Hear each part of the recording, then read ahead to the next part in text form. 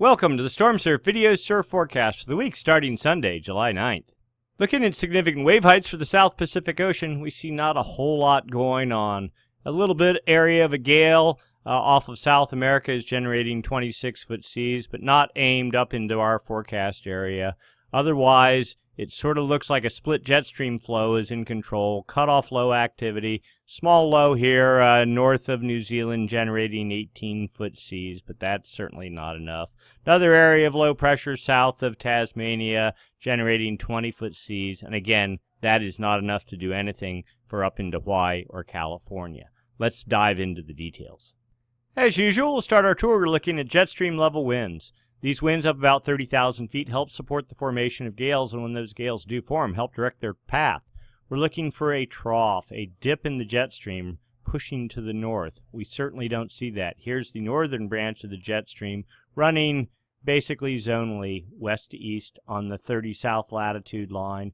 But the more important one is the one to the south here, the southern branch of the jet stream, running again to the east on about the 65 south latitude line. Here is sort of a trough, but there's so little wind energy in it, it's not really even enough to support gale formation. But that's probably what's creating those seas that we saw off of the southern tip of South America. But in our swell window, which is basically from about 117 west over to somewhere in this general vicinity, nothing of interest is occurring. Let's take a look out. We'll just roll this out, and things get even a little bit more dismal. High pressure, it looks like, or at least an upper level high, starts pushing the jet well to the south into Antarctica. Now that might also help rebound to make a bit of a trough over here. You can see it, but watch this. It moves out of the California swell window by Monday night. And this big ridge here pushing south just guarantees there's no storm potential anywhere in this area, anywhere really in the California or Hawaii swell window. We continue on out. A little bit of something that almost looks like a trough trying to organize here Wednesday. Let's see what happens with that. No, it pretty much, because there's no, the winds kind of push up and they fall down, but it's just so tight here. The trough is so pinched off. There's no way a gale's going to form in there, at least not one of any real interest. Then we roll on out. So see, when you get this split jet stream kind of flow, what you end up with is high pressure down at the surface in this entire area here. That certainly would not be supportive of gale development. And the ice line, somewhere around 65 south. We'll have to go inspect that. But, pretty much if the jet stream is pushing south of the ice line, then the only storm activity will be over Antarctica. Good for penguins, but not for us.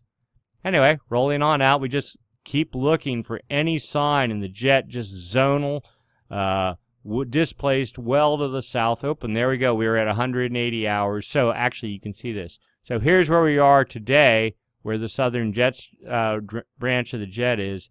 Here's where we are a week from now, displaced even more to the south. That doesn't bode very well, and the split very pronounced. Let's go take a look at the surface, see what's going on there. So here we go, surface level pressure, surface level winds, and as you can see, not a whole lot happening. A little bit of a gale here, just as expected, off of South America, 35, 40 knot winds right there, but pushing southeast. Another, not even a gale, low pressure, gale, there's a little patch of 35 knot winds, basically 30 knot winds pushing up towards Fiji. Little cutoff low right here, another little low here. That one's generating 35 knot winds, 30 knot winds. None of this. I mean, if you're not looking at 40 to 45 knot winds, no swell will result that'll make the long journey into the northern hemisphere. Here we go. We roll this out. There's another little gale, but that's outside of the California swell window on Monday. Just cutoff low here, broad cutoff low. No upper level support. Remember, the northern branch is running here, southern branch is down here. No fuel to really support development. This looks good for Peru and Chile, but not for the U.S. West Coast. Now here, this is a little bit interesting. On Wednesday, 40 knot winds projected in this cutoff low south of Tahiti. Maybe something to watch. Typically, these don't develop as strong as the way the models suggest. just due mainly to lack of jet stream support. A little patch of 45 knot winds on Thursday.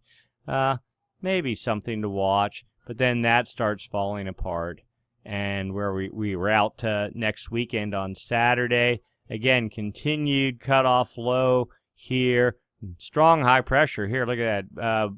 Pushing south winds up the Chile and Peruvian coast. And just continue out. And again, a whole lot of nothing. Low pressure here. Finally a week out southeast of New Zealand, but displaced well south. And all fetch aimed at Antarctica. Nothing to the northeast. All right, let's go take a look at the wave model charts. Here we are, significant wave heights for the South Pacific Ocean. We'll just take a quick run through here. Oh, let's go back. So there was that little tiny low off New Zealand. There you go, 18-foot seas. That's maybe good for a little pulse of, I don't know, 3 or 4 foot swell into Tahiti. That's kind of what we're down to right now, looking for that. System develops in the far southeast Pacific on Tuesday night. Was at 20, 22, 25, let's say 25-foot seas outside the Southern California swell window. Pretty much aimed right in this area here, maybe up into Central America. That cutoff low we saw south of Tahiti, trying to organize. And here we go. It finally does get organized on Thursday. We'll pull this away. And there you go. You can see 30-foot seas right there. Aimed somewhat at Tahiti, probably more at Central America, Ecuador, Peru. And maybe if it were to happen, something would end up pushing into California. Odds are, given the small fetch area, small size of these seas, probably not a whole lot. You get, 18 hours to see 30-foot seas out of it. So obviously you can tell we're not super impressed with what's going on here in the South Pacific, and we'll roll that out. 180 hours out, nothing going on. Let's go take a quick look up north. Actually, we jumped the gun a little bit. Let's take a look back a week, because there is swell in the water right now. It was up to 28-foot seas. This is back Sunday, July 2nd, and it was right in the 120 west area down here, 28-foot seas aimed north. Swell from it is hitting Southern California, certainly not hitting too much into Northern California, mostly out of the swell window, even when you get to breaks that are exposed from like a 175-degree swell angle. Not a whole lot happening there, but in select breaks in Southern California, there are overhead waves, and that will continue. Now, there's another system that developed right behind that last Sunday. It got 26-foot seas, maybe a little pocket of 28-foot seas right there. That should create another pulse of very southerly angled swell. Notice this little bit here. We'll just watch that. See, okay, we'll go back right here. Like 34, 36-foot seas lifting north for just a couple of hours there, 12, 18 hours on Monday. That should, again, create yet more swell. And then another system right behind that on Tuesday created 32 to 34, it says 36, we'll give it 35 feet in the California swell window, including Northern California, and then moving out of the swell window. So 3 different swells are in the water on the way north. We'll just roll this on out. We're into Friday and Saturday of last week, and then everything pretty much shut down. That leaves us where we are today. So 3 different swells in the water. The first of those is hitting California now. 2 more continuing through the week. Probably surf into Friday or Saturday of this week. All very southerly angled. Much of this shadowed to breaks that cannot get a, let's say 185 or less degree swell angle. So pick your spots wisely. Also, so now here we are, North Pacific Ocean, 18Z Sunday, Hurricane Eugene off of Baja. We'll get into that in a minute, but clearly you can see some seas, 34-foot seas, definitely in the swell window relative to Southern California. And you can see it just per this model, and we're just doing the high-level view, continuing northwest and in the swell window into Tuesday before fading out. Sometimes this model tends to overhype the seas a little bit. We'll get more into it in a minute. And then after that, things go to sleep. Nothing else forecast. All right, let's go take a look at the hurricane. So here we go. Eugene, right here. We'll pull this up a little bit. It is clearly in the Southern California swell window. Winds 100 knots, gust to 125, sea height 35 feet. So counterclockwise circulation. Most of the fetch is over in the east side of this system, pushing right up the Great Circle paths into Southern California. They're quite a little bit off the picture. This storm is peaking out right now into tonight, up to 105 knots, and then a quick fade by 24 hours from now. Well, by 24 hours from this evening into, let's say, Tuesday morning, it'll be below hurricane force, and seas will drop off pretty quick. But certainly, some swell is expected from this. This is roughly 900 nautical miles away from Southern California. Swell take 2 days or so, something like that, around the Tuesday, Wednesday, Thursday time frame. Relative to Northern California, probably not so much. Very steep swell angle. But Southern California, again, the focus always does well on these south-angled swells. So, first tropical swell of the season appears to also be in the mix and will intermix with those other 3 swells that we talked about, probably overriding them, wiping them out. It will be the dominant swell because it's, 1, a lot closer, and 2, it'll just, you get a lot more consistency, and you probably won't even notice the other swells at all. So that's something to look forward to. And then let's check out the local wind situation for generating wind swell. We see Eugene hanging down here just on the corner of the picture. Otherwise, as of 18Z Sunday, 20, barely 25 knot winds off Point Arena, generating small, junky wind swell, short period wind swell relative to North and Central California. Not a whole lot to get excited about. Trades, 10 knots or so pushing into Hawaii. No wind swell production potential there. As we move into Monday, more of the same. Trades getting a little bit better footprint east of the islands. Not quite enough yet. Eugene, of course, the central focus. There you can see Southern California right there. You can see the counterclockwise fetch moving, certainly able to produce swell pushing into Southern California. Take it for what it's worth. This year is probably not going to be a huge tropical producing year, so get anything you can.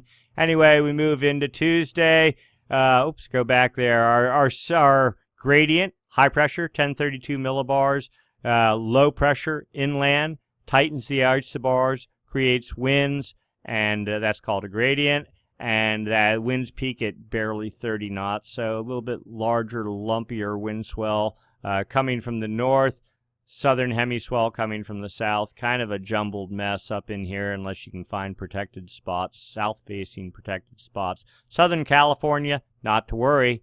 Winds and the wind swell, for the most part, will not have a big effect. Hawaii, here we go. Winds, on Tuesday we'll go back. It was really, starting Tuesday, 15 knot. Easterly winds, barely reaching the Hawaiian Islands. Good for some waist-high, junky 7-8 second period wind swell. And into Wednesday, and then that fetch starts fading out. The fetch over Northern California starts fading, and Eugene as well starts fading. And that's it. High pressure, 1032 millibars. By Thursday night, takes over the northwestern Gulf of Alaska. We'll just roll this out. Another little bit of a gradient tries to get going by next weekend. Again, the same 20, maybe 25 knot winds. No eddy flow, that is south winds along the coast. It doesn't look like that yet. And the fetch building into Sunday. Wind swell, according to this model right now, probably best in North and Central California on Sunday. All the southern hemiswell will be gone by then. And we'll roll this out. We're at 180 hours, the gradient holding.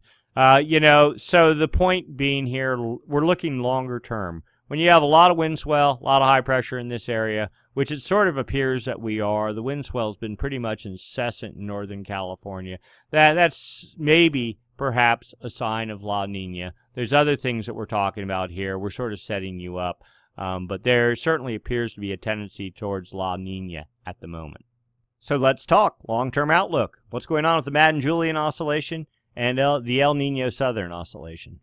First off, we start looking what's going on with the MJO, Madden-Julian Oscillation. In the active phase, it tends to help support storm production in winter months in the northern hemisphere, and sometimes indirectly helps support storm formation in the southern hemisphere as well during the summer.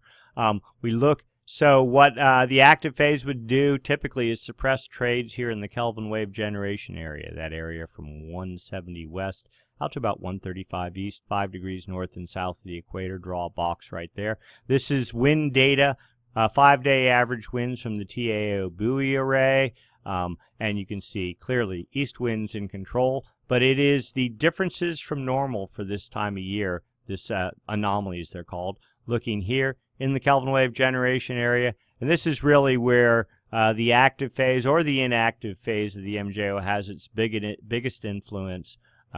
And typically when the active phase moves over into here, you'll see trade winds slacken off or even reverse turn west. Right now, looking at this says, just looking at it, when the arrows are minimal, that means normal. These easterly winds are not stronger than normal, not weaker than normal, just kind of normal. In fact, right here, see where the arrows are longer in length? That suggests that right now, compared to historical data, that actually trades are a little bit out of the east, at least on the date line, and back in the Kelvin wave generation area, kind of a mixed bag, a little bit east, a little bit west, but kind of just neutral. No strong MJO signal indicated per this. What's the forecast? Well, here we go. 850 millibar zonal wind anomalies. These are winds up about 4,200 feet in the air. This is the whole planet on one chart. The Kelvin wave generation area, this is 120 east, this is 180. So right in between these two ticks, and this is June 9th, going back in time. And what you see is blue, and blue is easterly anomalies back in June. It backed off a little bit, then came back late June into July, built, and this has just been an ongoing pattern. Here we are, July 9th. Here we go, 120 to 180.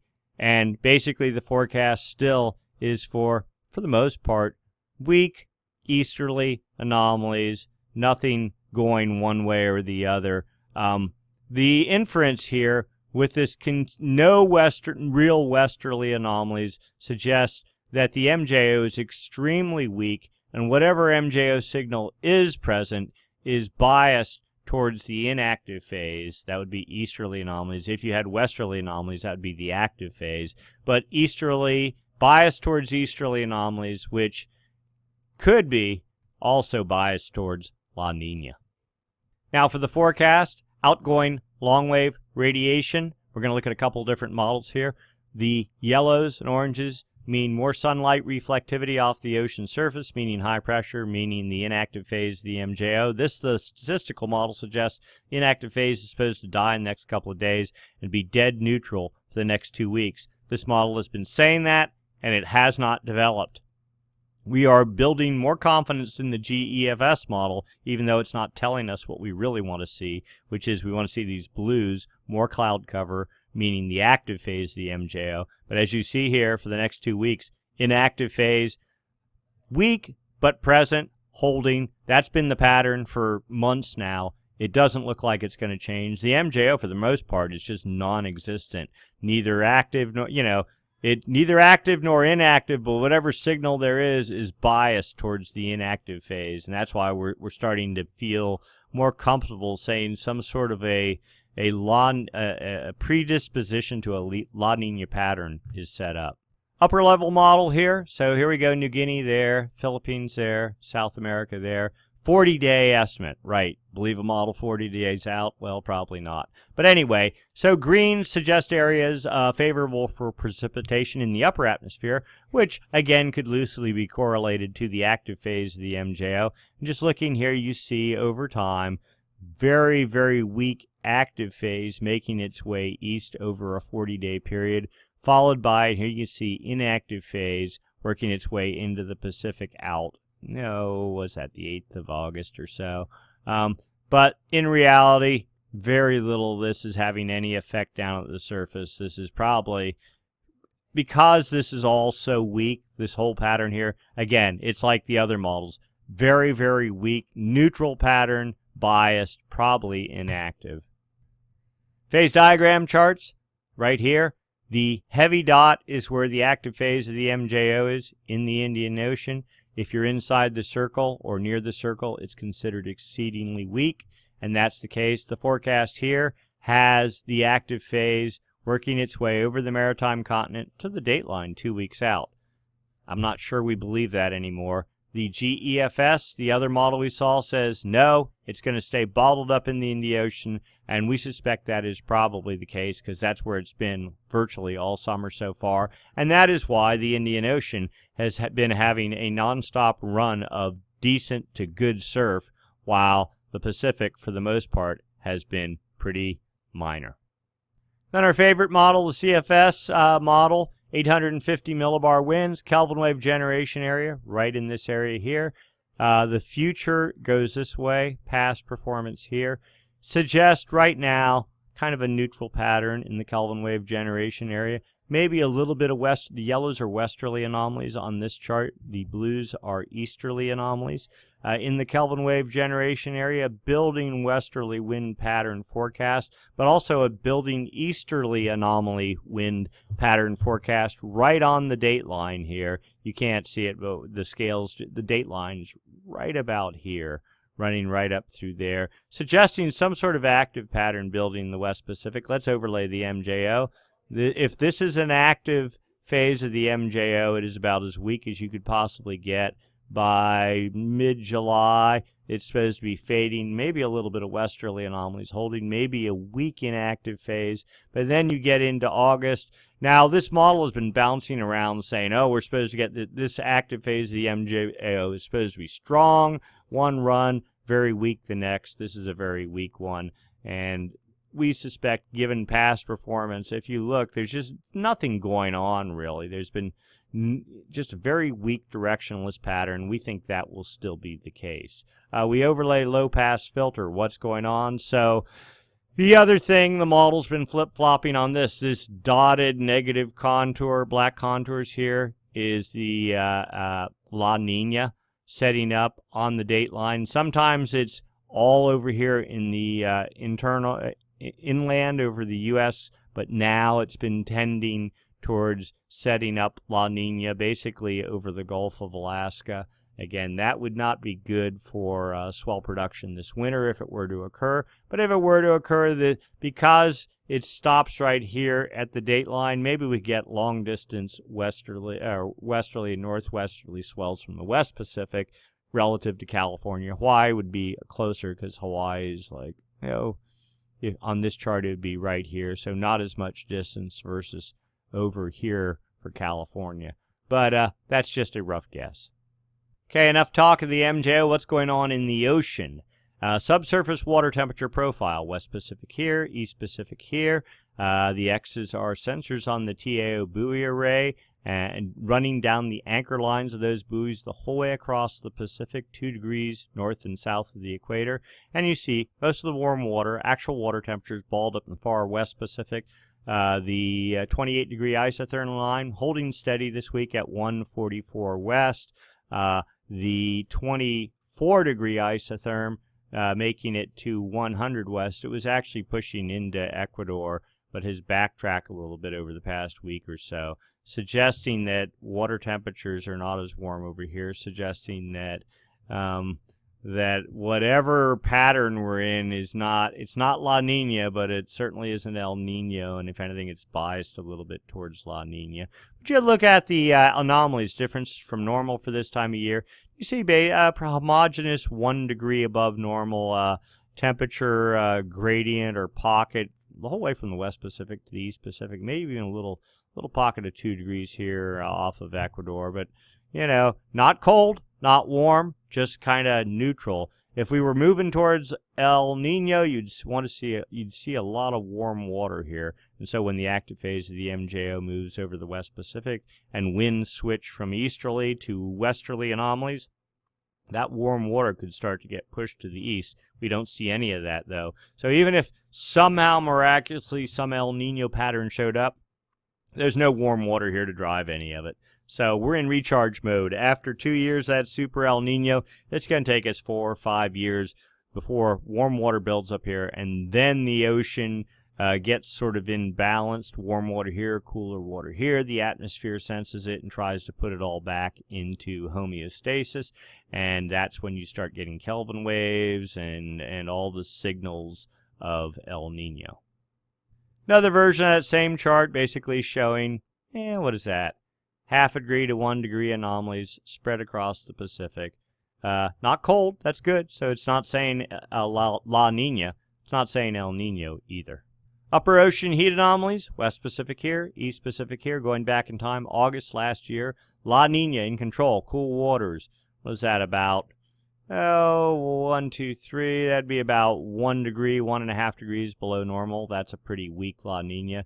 And then we got into December and it all started falling apart. We almost got something that looked like an El Nino thing, warm pattern shaping up here off of Peru in the March-April time frame, but that is since backing off. And again, just this sort of neutral 0 to half a degree temperature thing going on currently.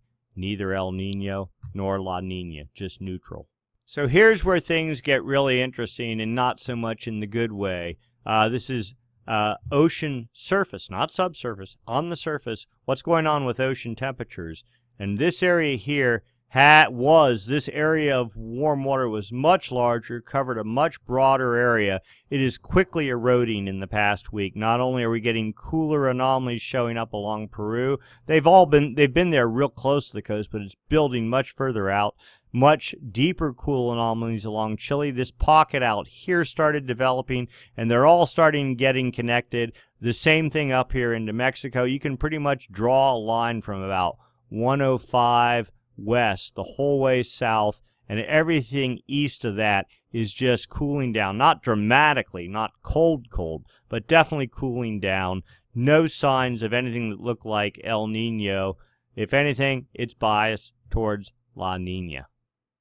7-day trend, you can see cooling off of Ecuador, Peru, working its way over the Galapagos and out. But there was a much cooler pulse last week and into, a week ago and into most of last week. It's kind of mellowed out here, which is a good sign.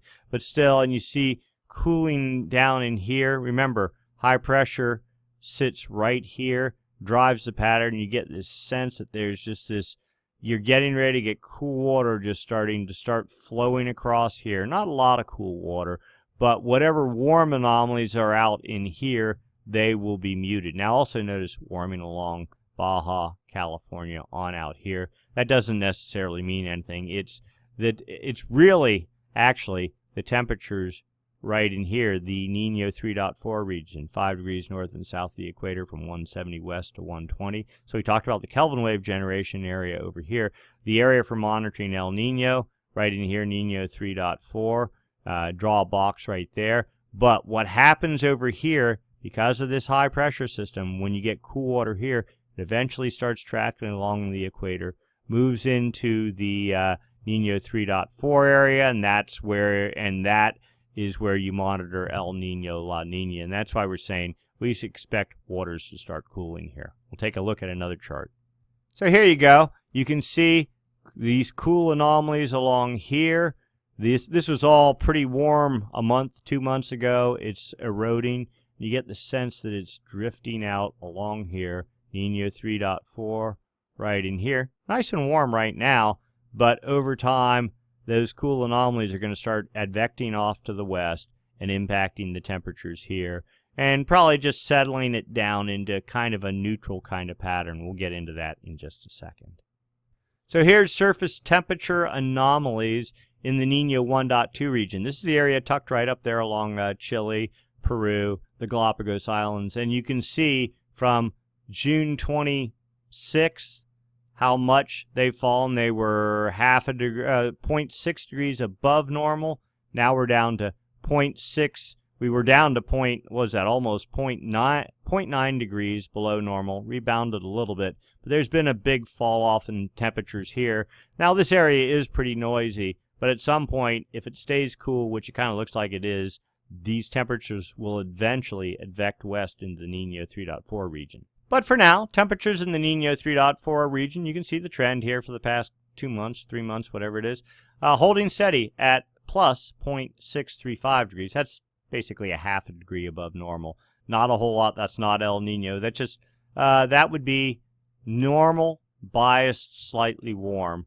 But the expectation is, based on what we see going on off Ecuador, Chile, Peru, that these temps will start falling.